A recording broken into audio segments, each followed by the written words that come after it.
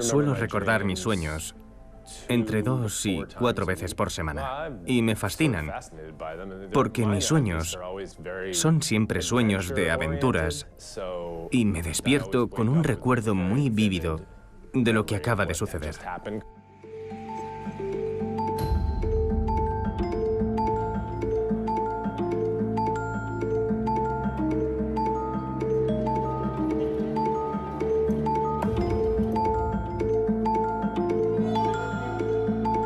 Me grabo a mí mismo y añado elementos al vídeo, cosas reales, nada de efectos especiales hechos por ordenador. Plastilina, pintura y papel. Así es como el animador Lawrence Becker reproduce sus aventuras nocturnas.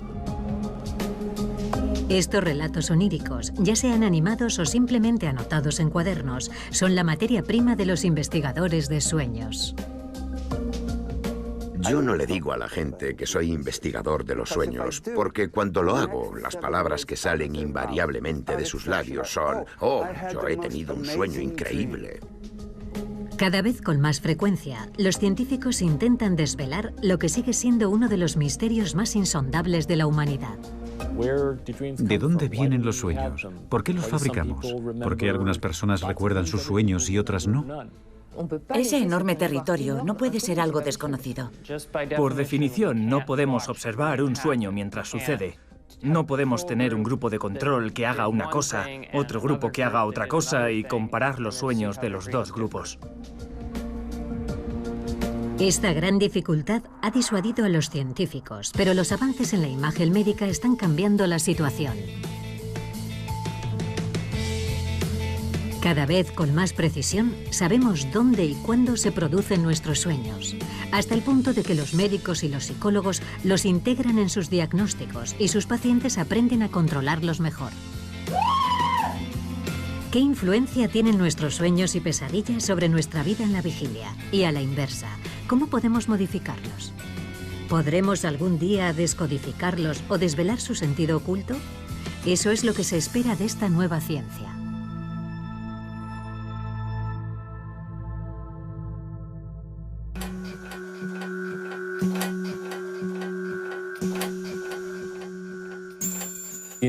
La interpretación de los sueños, el gran libro de Freud, comienza con uno de sus propios sueños. Freud está tratando a una de sus pacientes, a quien llama Irma.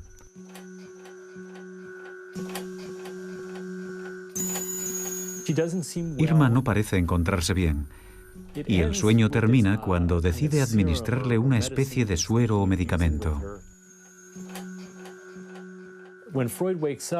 Cuando Freud se despierta, piensa que ha tenido ese sueño debido a su estado de inquietud. Y se pregunta por qué el tratamiento que está utilizando con Irma en la vida real no funciona. El deseo insatisfecho de su sueño es que, cualquiera que sea la causa de la enfermedad de la mujer, no es por su culpa. A comienzos del siglo XX, el neurólogo vienés Sigmund Freud publica La interpretación de los sueños, un trabajo de una resonancia colosal en el que desarrolla su famosa teoría del psicoanálisis. Era la primera vez que un médico decía que tenía interés en estudiar los sueños.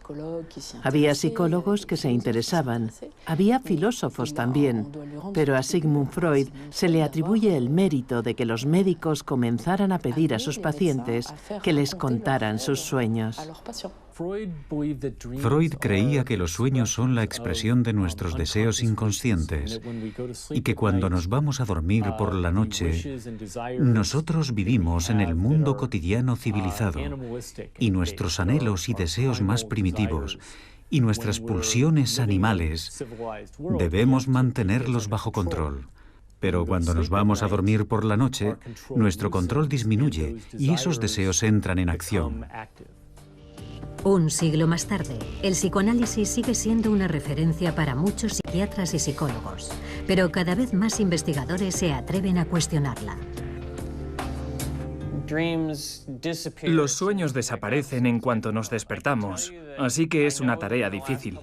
Pero puedo decirle que las 2 últimas noches he vuelto a tener un sueño en el que duermo en una residencia estudiantil, al principio del curso escolar. Tengo ese sueño constantemente y no sé por qué.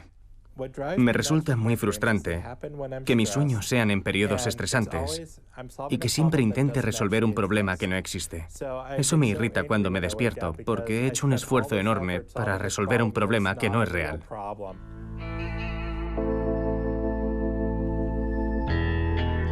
El misterio de los sueños permanece intacto, al menos desde un punto de vista fisiológico.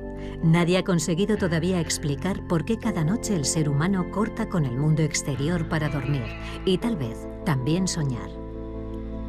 ¿Por qué durante 7 horas de 24, casi una tercera parte de nuestra vida, nuestros ojos están cerrados, nuestra respiración se ralentiza y nada nos permite adivinar qué es lo que ocurre en nuestra mente?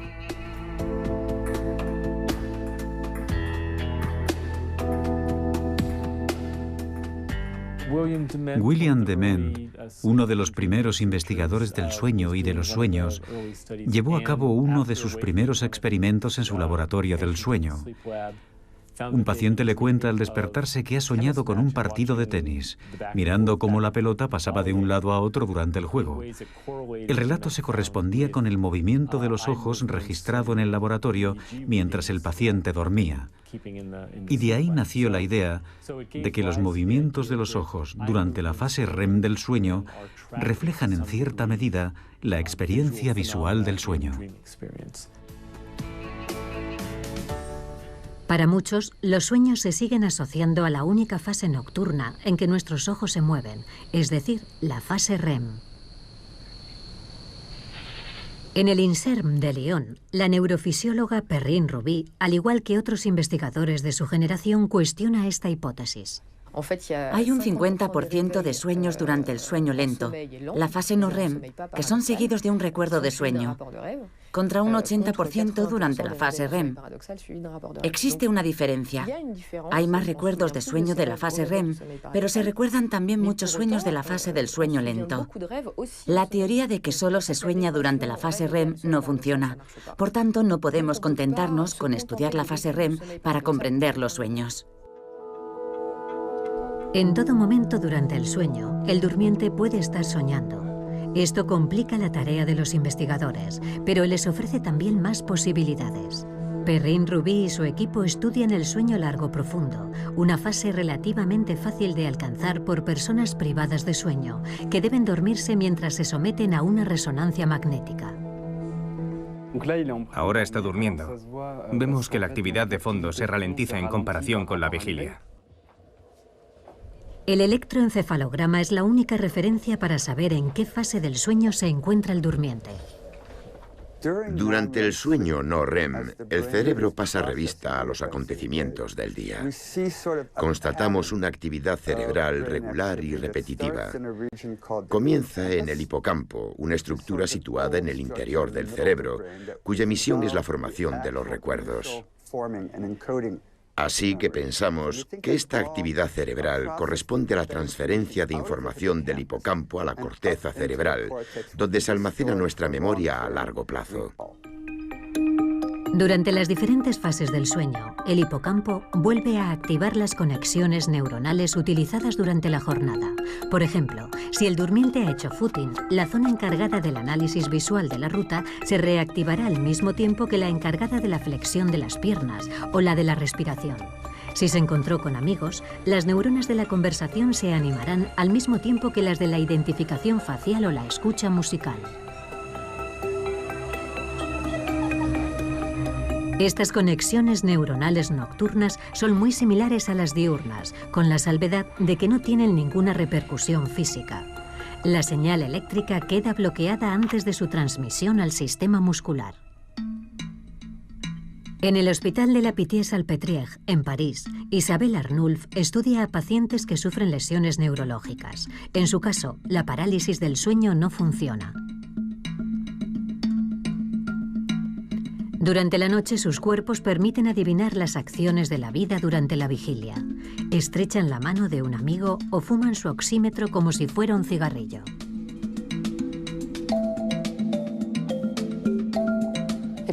Las personas que exteriorizan sus sueños son muy valiosas porque tenemos el sueño mientras se está desarrollando. Así que podemos evaluar la duración, por ejemplo, y descartar la idea de que los sueños tienen una duración distinta a la realidad, que son más lentos o que un infinito transcurre en un segundo. La gente que muestra esos comportamientos lo hace a la misma velocidad que en la realidad. Tengo, por ejemplo, un paciente que ha construido una escalera y lo ha hecho durante un sueño de 1 hora, así que no iba más rápido que en la realidad.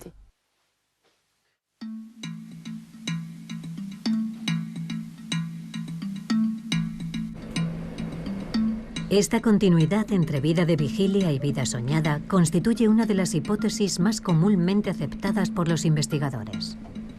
Hubo un participante que tuvo un sueño muy interesante durante la resonancia magnética, mientras dormía. Uno de los ciervos de la pradera, de detrás del centro, venía a golpear en la ventana con las patas para comer con nosotros. Comía con nosotros y luego era el ciervo quien le llevaba a la resonancia magnética.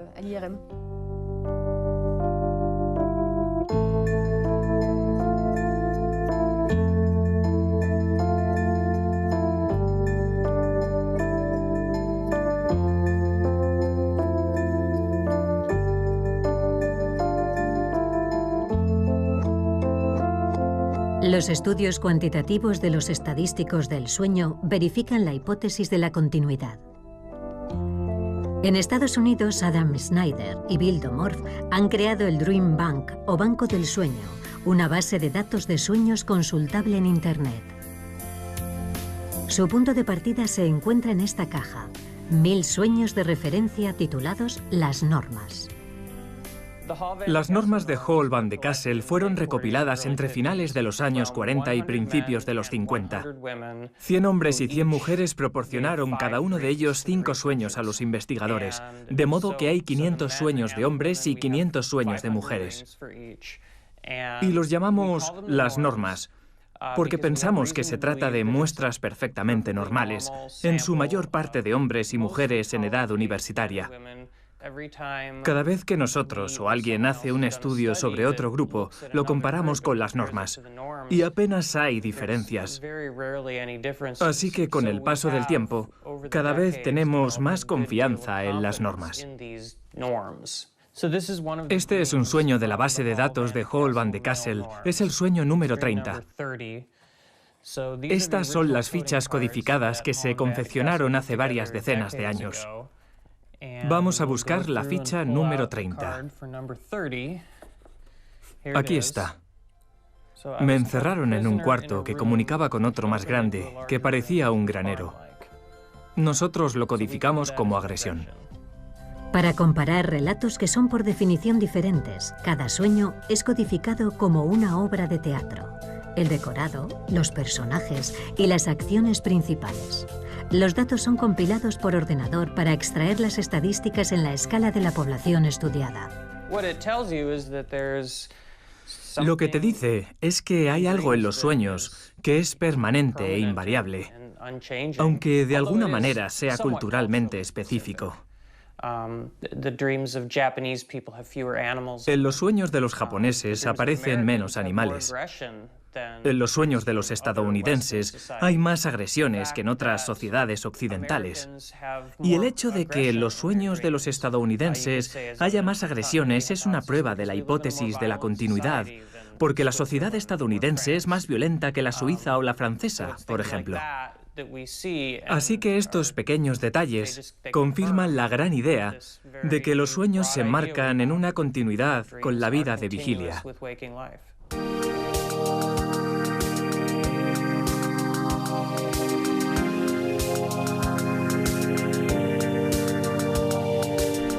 Cada noche, nuestros sueños reconectan con los lugares, los rostros y las acciones que están ya presentes en nuestra memoria. Sin embargo, nos sentiríamos mucho menos fascinados si nuestros sueños reflejaran exactamente la realidad cotidiana.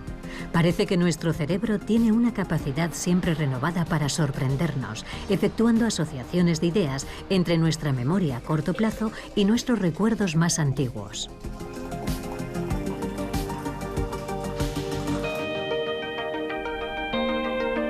Los sueños del animador Lawrence Becker están sin duda más inspirados en su pasión por los cómics que en su vida cotidiana en Brooklyn.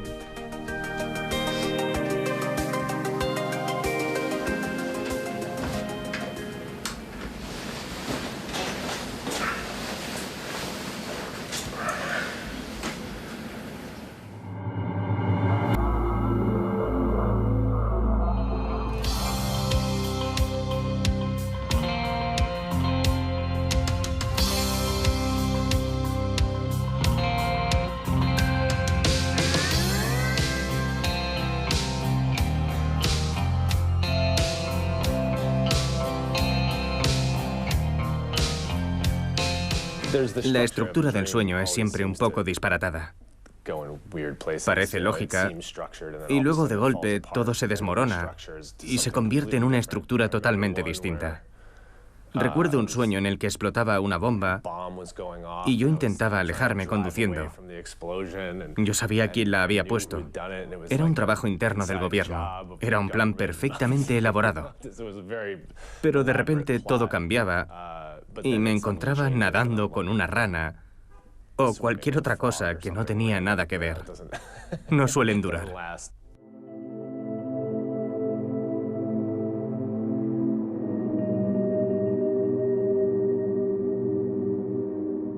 Friedrich August Kekulé era químico. Tengo entendido que estaba intentando comprender cómo se formaba la molécula de benceno. Pasaba gran parte de su tiempo de vigilia intentando encontrar una fórmula molecular químicamente estable. Un día Kekulé tiene un sueño.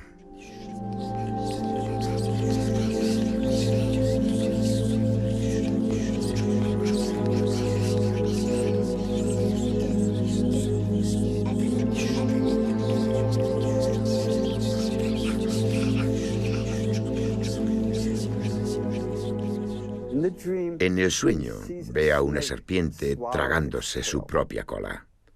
Se despierta del sueño y dice, ya está, es esto.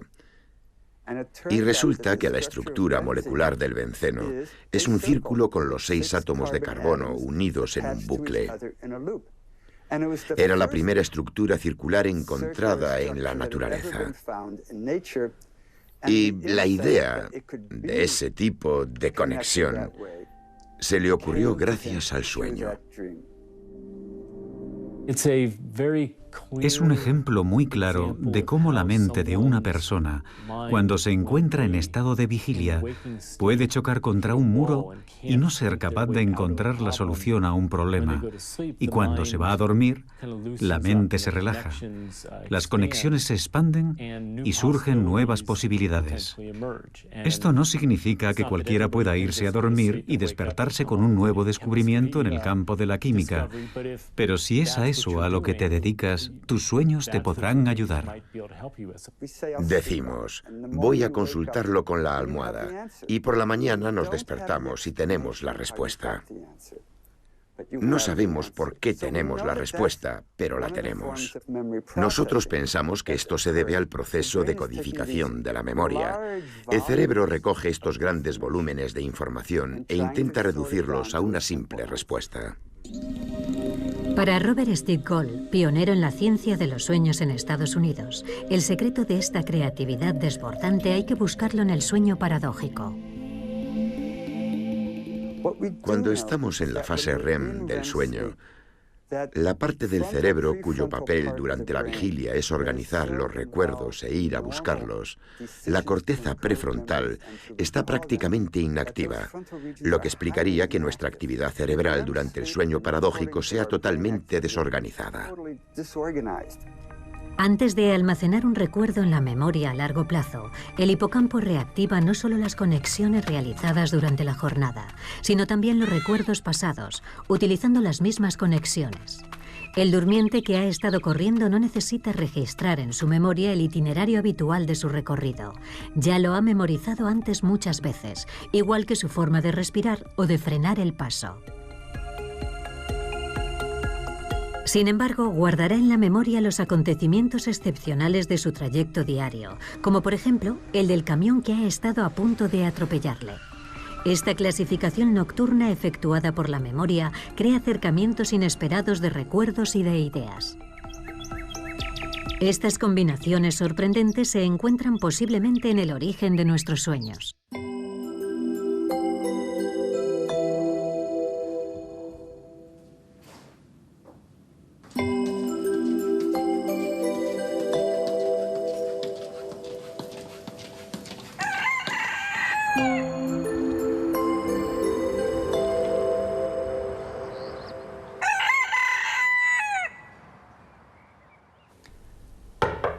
¿Remy? ¿Remy? ¿Has conseguido dormir? Sí, sí. ¿Has conservado algo al despertarte? Oh, no. ¿No has soñado nada? Muy bien.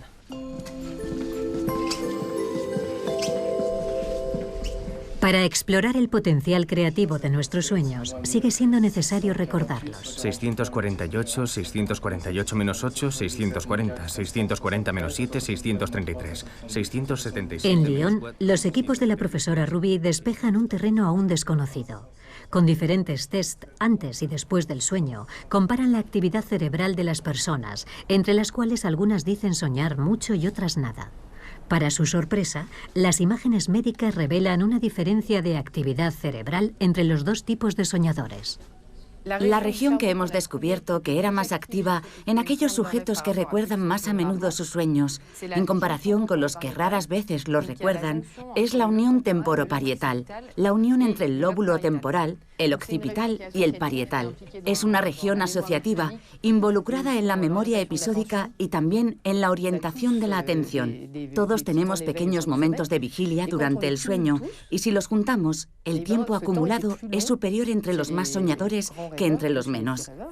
Es muy interesante porque hay una hipótesis del año 76 que proponía que el cerebro dormido no es capaz de registrar información en la memoria, que era necesario estar despierto para codificar una información. Los sueños constituyen una nueva información que se presenta en el cerebro durante el sueño. Para codificar un sueño en la memoria y recordarlo, es necesario que se produzca un instante de vigilia en el momento en el que el sueño está en memoria a corto plazo. Más sensibles a su entorno, los grandes soñadores tienen más ocasiones de despertarse y por tanto más oportunidades para recordar sus sueños.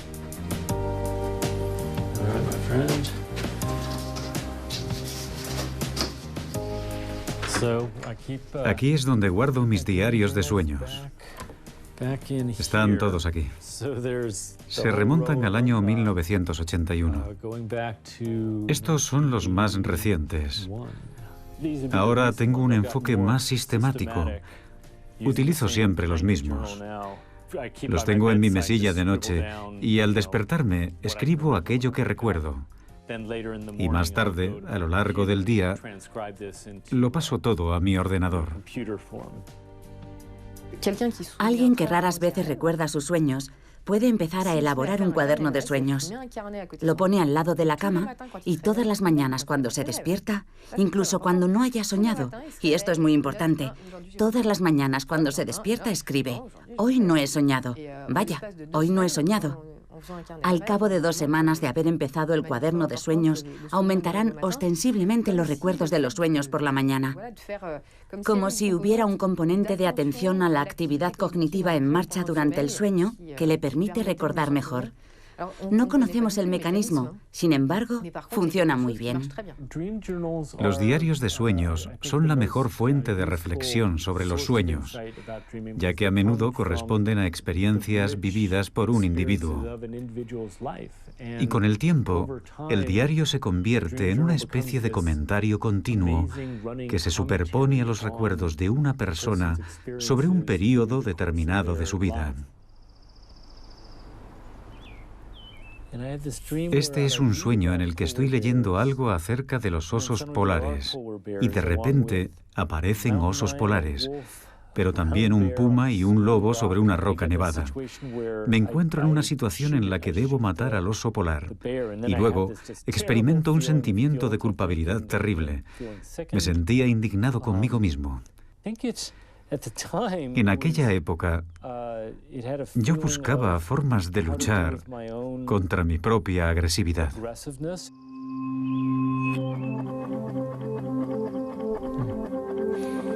Para analizar grupos de sueños, Kelly Bulkeley ha confeccionado una búsqueda por palabras clave.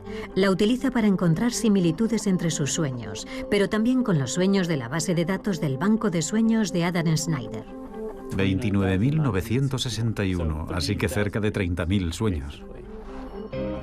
Actualmente está colaborando con desarrolladores informáticos para crear aplicaciones destinadas al gran público, que permitirían recopilar los sueños de la población a gran escala. La posibilidad de que la gente registre y estudie sus sueños es muy estimulante. Ya contamos con la tecnología para recopilar sueños, no solo de forma individual, sino a gran escala entre la población. Si la gente se presta a ello, evidentemente, podríamos reunir fácilmente cantidades ingentes de contenido onírico, un contenido de sueños que tendrían un efecto en los propios individuos, pero sobre todo en los humanos de una manera colectiva. Me intriga mucho lo que eso podría revelarnos. A lo mejor la gente descubre que tiene los mismos sueños que sus vecinos, por ejemplo, o quizá muy diferentes. Esa toma de conciencia, si conseguimos llevar a cabo este estudio y compartimos los resultados con la gente, podría modificar potencialmente las relaciones sociales. La perspectiva es fascinante.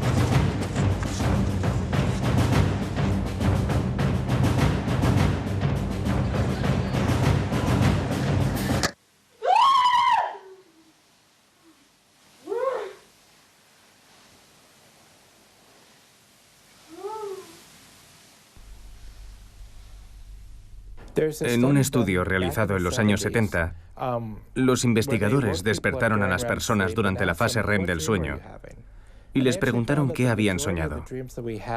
Descubrieron que la mayoría de los sueños que tenemos son negativos, de modo que la gente que tiene sueños negativos con frecuencia son probablemente personas que se despiertan más a menudo que los demás durante el sueño. Pero eso no significa nada en términos de salud. Tener pesadillas no es un signo de fragilidad.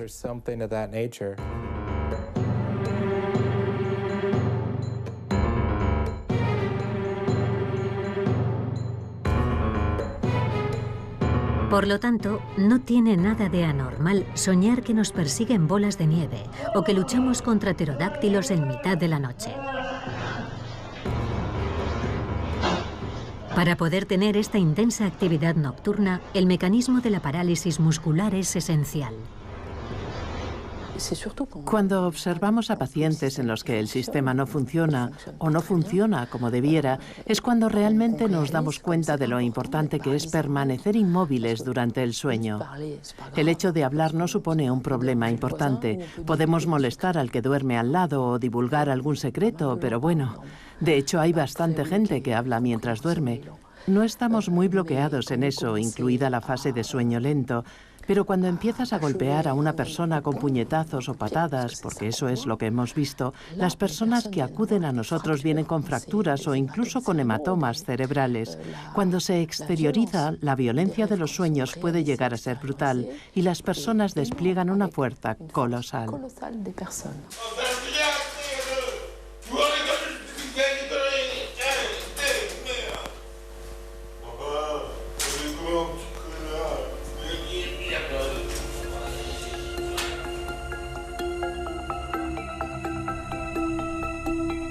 La violencia que exteriorizamos durante la fase REM no va acompañada de un aumento en la frecuencia cardíaca, a diferencia de lo que ocurre durante la vigilia. Y todo se explica por la activación, junto con el hipocampo, de la amígdala, la sede de nuestras emociones. Si exponemos a una persona a imágenes desagradables antes de dormir, imágenes de amputaciones y cosas por el estilo, o serpientes, y luego volvemos a exponerlos a ellas a la mañana siguiente después de dormir, eso no reactiva las regiones de las emociones en una segunda lectura. Mientras que si mostramos a la persona esas mismas imágenes por la mañana y de nuevo por la noche sin haber dormido entre medias, eso resucita exactamente las mismas emociones. Así que el sueño tiene un efecto desensibilizador sobre las emociones. Las personas más o menos saludables, es decir, aquellas en las que las pesadillas juegan un papel positivo, después de vivir una experiencia estresante, suelen tener un sueño relacionado con dicho evento, que les permitirá digerir ese mal recuerdo durante el sueño. Es lo que ocurre la mayoría de las veces. Voy a contarles un sueño que tuve después de evitar por poco un accidente de tráfico. Esa misma noche soñé que estaba en un parque de atracciones con mi hijo Adam, montando en los coches de choque. Mi hijo conducía y mientras chocábamos contra los otros coches, yo le decía, no me gusta, me siento a disgusto, no quiero estar aquí. Y normalmente me gustan los coches de choque. Cuando me desperté, me eché a reír y pensé, acabo de soñar con el accidente que estuve a punto de tener. Pero en mi sueño no se hacía la menor referencia a ese recuerdo. Solo lo recordé una vez despertado. En el sueño ni siquiera lo relaciono con el accidente. Es como si estuviera soñando con ese accidente, pero mi cerebro me prohibiera activar ese recuerdo. Existe una teoría darwinista del sueño. Parte de la constatación de que los seres humanos tenemos un alto porcentaje de sueños negativos, más de 2/3 partes, en los que experimentamos pesadillas, sufrimos agresiones, debemos huir de algún peligro o se nos excluye. Se considera que la presencia de todos esos fenómenos en nuestros sueños se remonta quizá a la época en la que era útil simular, porque en el fondo son simulaciones, son tigres de papel en nuestra mente. Se trata de una serie de amenazas en las que tenemos que huir o contraatacar y simular al mismo tiempo una respuesta. Si sueño que alguien me agrede en el metro y yo respondo dándole un puñetazo y huyendo, estoy entrenando a mi cerebro y si me ocurriera en la realidad podré reaccionar rápidamente y sin pensarlo. Cuando la emoción es muy intensa o el durmiente tiene un sueño demasiado ligero, la amígdala activa su sistema de alerta, lo que provoca el despertar y evita la pesadilla. El procesamiento de la emoción a veces se detiene o se abrevia durante el sueño, y es entonces cuando algunos pacientes comienzan a tener pesadillas recurrentes. Tuve mi primera pesadilla a los 6 años e inmediatamente comenzó a repetirse cada noche. Mis padres eran predicadores pentecostales, así que me llevaban al altar durante la oración y hacían todo lo posible, religiosamente hablando, para tratar de curarme de las pesadillas. Pero no dio resultado. Cuando tenía unos 10 años, dejé de hablar del asunto. Me di cuenta de que era cosa mía. Comprendí que tenía que lidiar con ello y seguir adelante con mi vida. Se convirtió en una faceta más de mi personalidad y fue creciendo hasta el punto de tener hasta 5 pesadillas recurrentes. En esas pesadillas me separaba de mi familia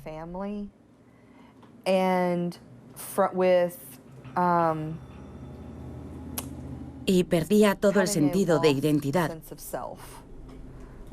Por ejemplo, dejaba de verme a mí misma y era incapaz de encontrar a mi familia. Soñaba que se producían catástrofes naturales y yo los buscaba, pero nunca los encontraba. Eran sueños de ese tipo. Durante más de 20 años, Stacey Wigglesworth no le habló de sus pesadillas a nadie. Estaba agotada todo el tiempo. No podía concentrarme, especialmente en mis estudios. Era incapaz de adquirir o asimilar nuevos conocimientos. Para retener cualquier tipo de información, es necesario pasar por la fase REM del sueño. Y yo no conseguía pasar nunca de ese estadio. Así que me costaba convertir mis recuerdos a corto plazo en memoria a largo plazo. Las pesadillas recurrentes tienen un impacto muy importante sobre la vida de vigilia. Afecta a nuestra capacidad de pensar y procesar información. También afecta a nuestra capacidad de relacionarnos con los demás y disfrutar del presente.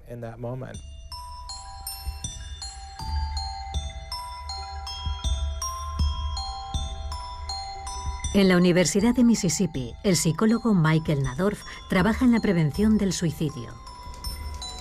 Para comprender mejor a sus pacientes, muchos de los cuales son militares y sufren de estrés postraumático, ha investigado sobre las pesadillas.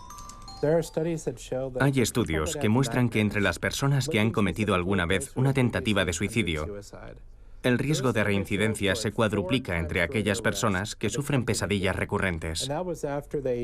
Y eso sin tener en cuenta el estrés postraumático, la depresión, la ansiedad y la adicción a los estupefacientes. Si descartamos todos esos factores de riesgo, solamente el hecho de tener pesadillas multiplica por 4 el riesgo de cometer nuevas tentativas de suicidio. Es un dato impactante y, sin embargo, a menudo ni siquiera nos lo planteamos. Existe un tratamiento muy sencillo para curar estas pesadillas, pero los pacientes como Stacey a menudo no lo saben hasta que consultan a un especialista. El tratamiento que yo recomiendo para las pesadillas se llama terapia de ensayo de imágenes. Los pacientes cogen su pesadilla y la cambian como ellos quieran. Solo les pedimos que creen un nuevo sueño y que lo modifiquen como mejor les parezca. Pueden cambiar las personas que aparecen en su pesadilla, pueden decidir tener superpoderes. Es un sueño, así que todo es posible. Al final, deja de ser un sueño negativo. Ya no es algo de lo que necesitan escapar. Y una vez que ya no es necesario huir de él, es posible terminarlo. Mientras que antes se interrumpía constantemente y volvía a empezar.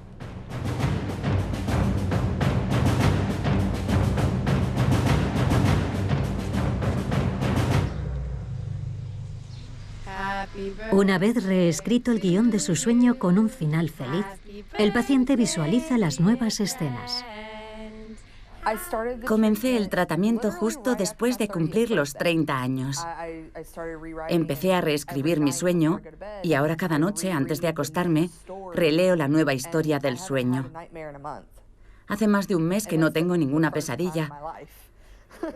Es la primera vez en mi vida que puedo dormir a pierna suelta durante un mes seguido. Entre un 60 y un 80% de los pacientes se curaron después de la primera visita. El tratamiento por repetición de imágenes positivas es extremadamente efectivo. Si cambiar el curso de nuestras pesadillas es tan sencillo, ¿por qué no es igual de fácil asumir el control de nuestros propios sueños? Cuando me doy cuenta, de que estoy soñando, inmediatamente me echo a volar, porque sé que puedo hacerlo. Es algo bastante típico, supongo. Recuerdo que una vez soñé que era Spider-Man. Estaba entre dos edificios y me di cuenta de lo absurda que era la situación. Sabía que tenía que ser un sueño porque estaba suspendido en el vacío, entre dos edificios como Spider-Man. Y en cuanto me di cuenta de que estaba soñando, me relajé y salí volando. Cuando las personas pueden controlar sus sueños, no tienden a hacer lo que uno imaginaría, por ejemplo, hacer el amor con estrellas de cine. Prefieren volar. Ese es el sueño favorito de los soñadores lúcidos, de los que pueden controlar el contenido de sus sueños. El problema con los sueños lúcidos es que son muy raros. Solamente el 50% de la población ha tenido algún sueño lúcido. Si nos ceñimos a las personas que tienen sueños lúcidos con frecuencia, ese porcentaje desciende hasta el 10% de la población. Y obtener sueños lúcidos en laboratorio es muy complicado. El futuro de la investigación pasa tal vez por los soñadores lúcidos y en particular por los soñadores narcolépticos. Estos pacientes sufren adormecimientos repentinos e inesperados, hasta tal punto incapacitantes que caen directamente en la fase REM del sueño y por consiguiente en un estado de parálisis muscular. En París, Isabelle Arnulf interrogó a sus pacientes narcolépticos sobre los sueños lúcidos y descubrió que el 70% de ellos afirmaba controlar sus sueños. Desde entonces, cuando vienen a dormir al laboratorio, desarrollan el guión de sus sueños con antelación con ayuda del equipo médico. Le decimos a nuestros pacientes, trata de dirigir tu sueño, de controlarlo, y cuando sepas dirigirlo y sepas que estás soñando, haznos una señal ocular izquierda-derecha y si puedes, modifica tu sueño. No solo los ojos, realiza alguna acción que involucre tu respiración, como zambullirte en una piscina, pero siempre en consonancia con el sueño, no cualquier cosa. Y entonces haznos la señal ocular antes de comenzar la acción y cuando la hayas terminado.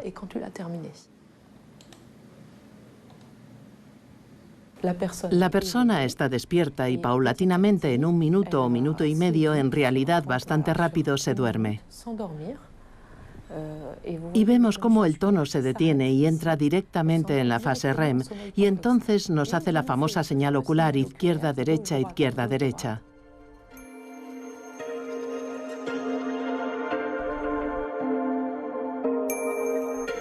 Aquí se ha zambullido porque la respiración se detiene durante 12 segundos y luego vuelve a respirar. Y aquí me ha hecho la señal ocular antes de comenzar la acción y cuando la ha terminado. Con esta paciente avanzaremos mucho más rápido que con otros que no saben cómo hacerlo. Es difícil hacer eso.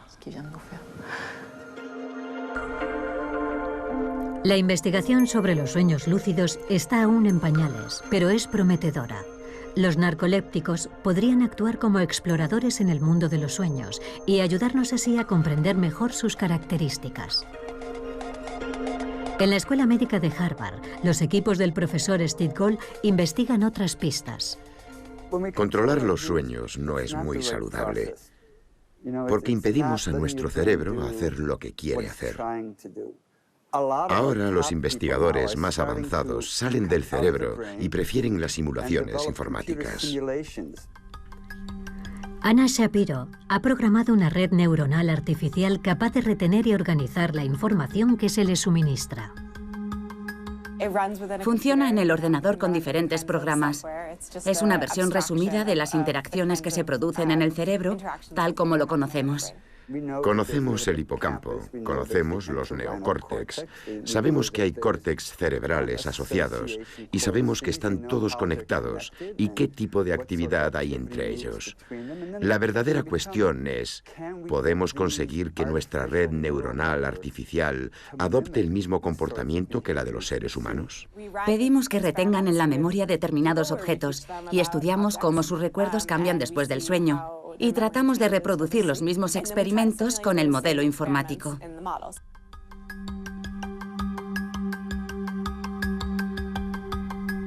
Para comparar al humano con la máquina, todavía nos falta lograr sumergir a la red artificial en un estado de sueño. Una forma de concebir el sueño es nuestra capacidad de procesar información de una manera más o menos útil, sin que haya ningún contacto con el entorno sensorial.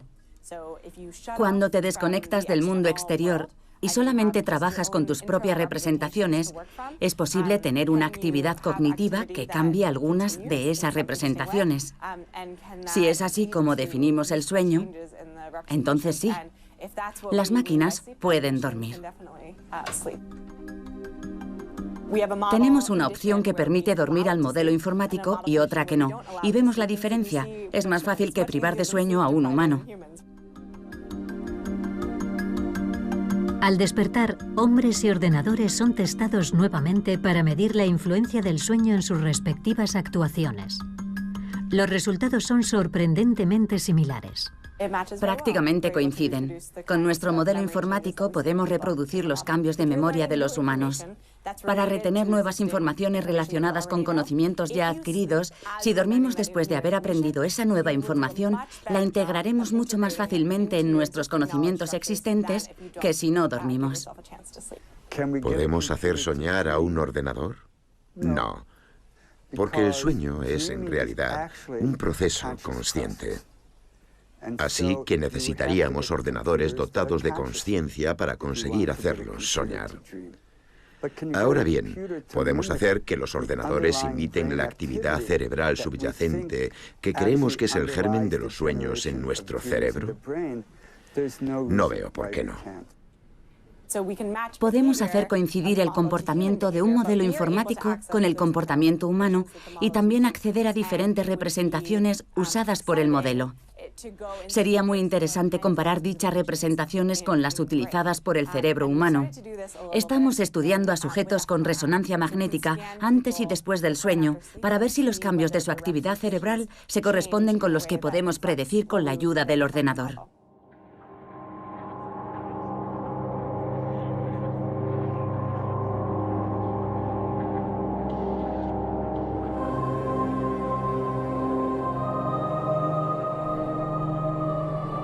Hace algunos años, un equipo de investigación japonés liderado por Yukiyasu Kamitani desarrolló una máquina para descifrar los sueños.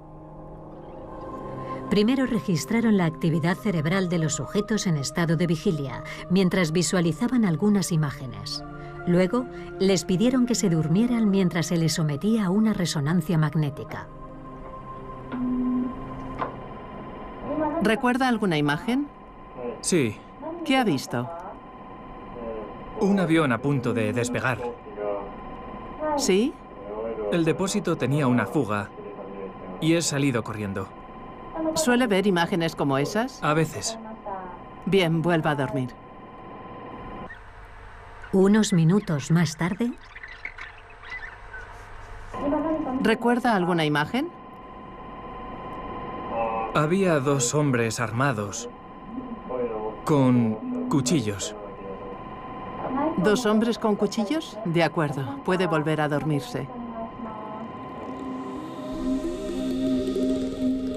Comparando la actividad cerebral en estado de vigilia con las imágenes y la actividad en estado de sueño, los investigadores intentaron predecir los sueños de los durmientes.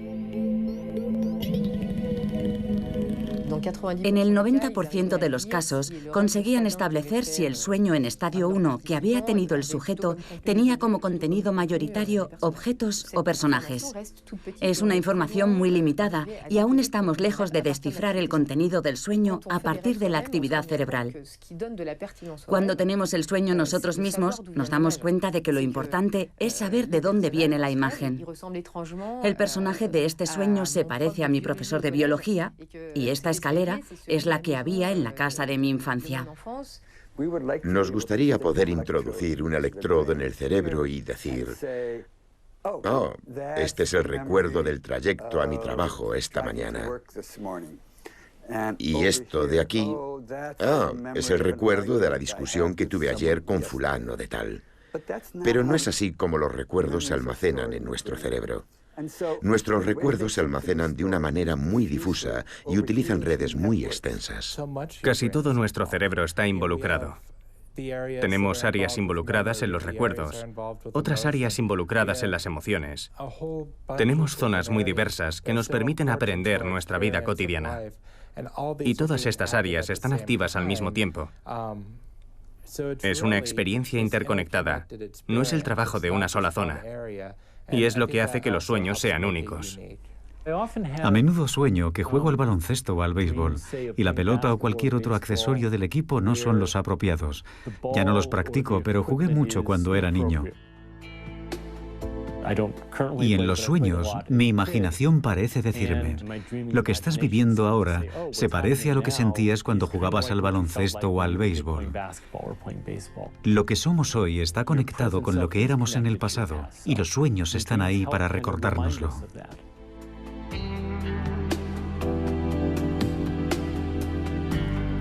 La ciencia de los sueños confirma que nuestros sueños son, sobre todo, una experiencia íntima. Cada persona es libre de prestarles atención o de ignorarlos, de compartirlos o de guardarlos para sí y de intentar o no influir en ellos. En todos los casos, nos ofrecen claves enormemente valiosas para conocernos mejor.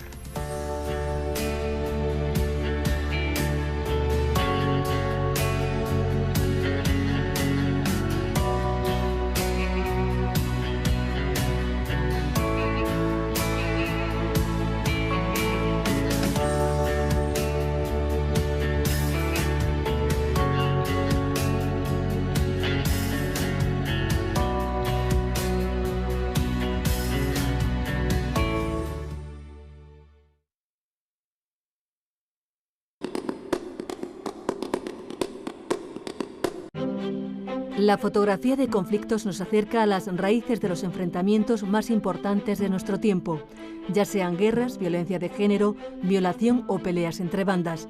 Pero esa obsesión por contar la verdad significa a veces tomar demasiados riesgos. En la Segunda Guerra Mundial hubo un hombre que vivió el conflicto desde dentro, Tony Vaccaro, soldado de infantería y fotógrafo. Sobrevivió a la guerra mientras documentaba su experiencia. Ni siquiera los grandes fotógrafos estuvieron tan cerca como él.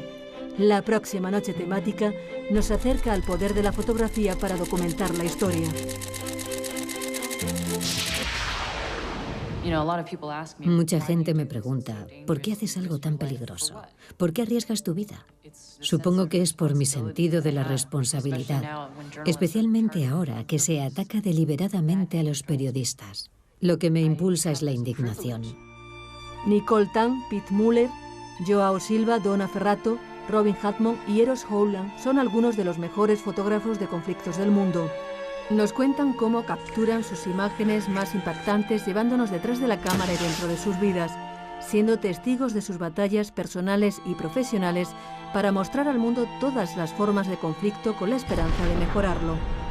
Y la fotografía de Damon enfrentándose a su padre y diciéndole, te odio por pegar a mi madre y no quiero que vuelvas a mi casa.